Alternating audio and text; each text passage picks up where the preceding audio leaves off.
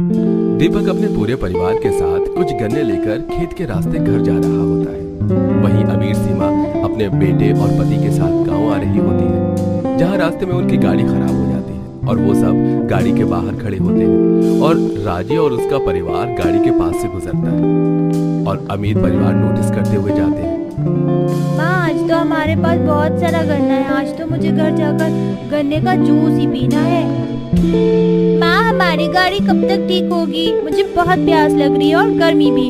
और उनके हाथों में गन्ना देख मेरा भी अब गन्ने का जूस पीने का दिल कर रहा है। पता नहीं बेटा कब तक गाड़ी ठीक होगी।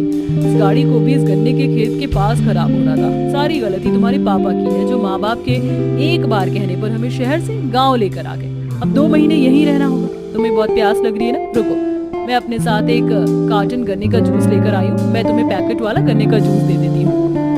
इतना बोलकर सीमा अपने बेटे को गाड़ी से एक छोटे से पैकेट में गन्ने का जूस निकालकर पीने को देती है और गोलू उसे पीता है। तो वहीं घर जाकर राजू अपने परिवार से गन्ने का जूस की जिद करता है। माँ, पापा, आप लोगों ने कहा था कि घर आकर आप गन्ने का जूस दोगे। मुझे ये गन्ना खाना नहीं, गन्ने का जूस पीना है।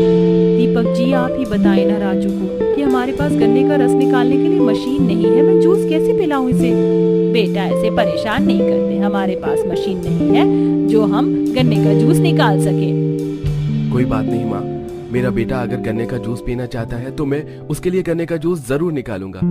वैसे भी हमारी इस बार गन्ने की फसल बहुत अच्छी हुई है और गन्ने की जब कमी नहीं तो मैं अपने बेटे को जूस पिलाने से कैसे पीछे हट सकता हूँ। इतना बोलकर दीपक एक गन्ना लेता है और उसके छिलका निकालकर उसके छोटे छोटे टुकड़े करके इमाम दस्त में रखकर अच्छे से कूटता है और छलनी से छानकर उसका रस निकाल देता है। ये लो बेटा, आराम से पियो। ये जूस तो बहुत टेस्टी लग रहा है। मैं तो बाहर जा रहा हूँ। गन्ने का जूस पीकर राजू को बहुत अच्छा लगता है और वो बाहर खेलने के लिए चला जाता है। कुछ देर में सीमा भी अपने परिवार के साथ घर आती है, जहाँ घर के बाहर ही गोलू ढेर सारा गन्ना देखकर अपनी माँ से कहता है, माँ देखो यहाँ कितने सारे गन्ने हैं। दादी, क्या मैं एक गन्ना ले लूँ? हाँ बेटा, एक क्यों तुम 2 गन्ना ले लो। मैं अभी तुम्हारी बुआ से कहती हूँ, तुम्हारे लिए गन्ना छील देगी। अरे नहीं माँ जी, आप तो जानती हैं ये कितना अनहाइजीनिक है। शहर में ऐसे गन्ने तो हम लोग छूते भी नहीं। अगर मेरा बेटा ऐसे गन्ने खाएगा तो बीमार पड़ जाएगा। राजू, मैं तुम्हारे लिए शहर से गन्ने का जूस लेकर आई हूँ ना, पैकेट वाला। तुम्हारा जब भी गन्ना खाने का या जूस पीने का दिल करे तुम वही जूस पीना। अरे अगर बहू बोल रही है तो वो सही कह रही होगी। अब घर में चलो, तुम लोग थक गए होंगे। इस तरह सीमा ताजे गन्ने भी अपने बेटे को नहीं खाने देती और पूरा परिवार अंदर आराम करने जाता है। इसी तरह 2 दिन बीत जाते हैं और अगले दिन विनोद अपनी बेटी से कहता है, कविता, घर में बहुत सारा गन्ना रखा है।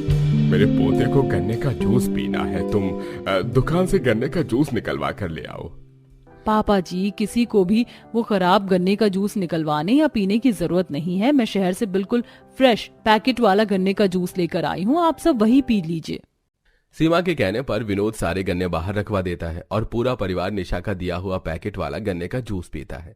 हालांकि उन लोगों को पैकेट वाला गन्ने का जूस पसंद नहीं आता, पर क्योंकि निशा उस गन्ने के जूस की काफी तारीफ कर रही होती है, इसलिए वे लोग भी कुछ नहीं बोलते।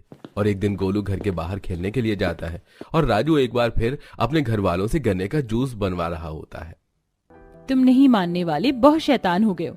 ये लो, निकाल दिया मैंने तुम्हारे लिए गन्ने का जूस। काजल, आज तुम भी थोड़ा जूस पी लो, मैंने तुम्हारे लिए भी निकाला है। माँ, मैं ये जूस बाहर जाकर पीऊंगा। जब राजू बाहर खेलने के लिए जाता है तो उसे गोलू मिलता है और दोनों ही बच्चों के बीच दोस्ती हो जाती है, जहां गोलू राजू से कहता है, तुम भी गन्ने का जूस पी रहे हो? मेरी माँ शहर से बहुत सारा पैकेट वाला गन्ने का जूस लाई है, पर क्या तुम मुझे थोड़ा सा अपना भी जूस पिलाओगे? हाँ, क्यों नहीं। अब जैसे ही गोलू राजू का दिया हुआ गन्ने का जूस पीने जाता है, तभी वहां सीमा आ जाती है और उसके हाथ से गन्ने का जूस का गिलास फेंक कर उससे कहती है, बीमार पड़ना है क्या? कितनी गंदी तरीके से इस गन्ने के जूस को बनाया है पता भी है? मैंने तुम्हें कितनी बार बोला है कि पैकेट वाला गन्ने का जूस पिया करो। खत्म हो गया तो मैंने ऑर्डर भी तो करवाया है ना, आता ही होगा वो 1 घंटे में। अब चलो वही पीना। बहन, दोनों बच्चे ही तो हैं और ये जूस मैंने खुद घर में निकाला है। ये बहुत फायदेमंद है। तुम चुप करो। तुम जैसे गरीबों के अंदर खुद तो सफाई है नहीं और बड़ी आई सफाई से गन्ने का जूस निकालने वाली। सीमा जबरदस्ती अपने बेटे को पकड़कर घर में ले जाती है, जहां रात को पूरा परिवार खाना खाने के लिए बैठता है और खाने के बाद सीमा हर किसी को पैकेट वाला गन्ने का जूस देती है। सुबह के लिए माफ करना, जूस खत्म हो गया था, पर मैंने एक कार्टन फिर से मंगवा लिया है। कोई बात नहीं बहू। वैसे भाभी ये जूस बहुत महंगा है, आप चली जाओगी तो हम वैसे भी नहीं पी पाएंगे। मैं सोच रही हूँ कि मैं गन्ने का जूस पीना छोड़ दूं, आदत लग जाएगी तो हमें ही दिक्कत होगी। अरे कोई बात नहीं करिश्मा, शहर से मैं भिजवा दिया करूंगा। इस तरह अमीर परिवार सुबह शाम पैकेट वाला गन्ने का जूस पीता है, तो वहीं सिर्फ अपने बेटे के लिए निशा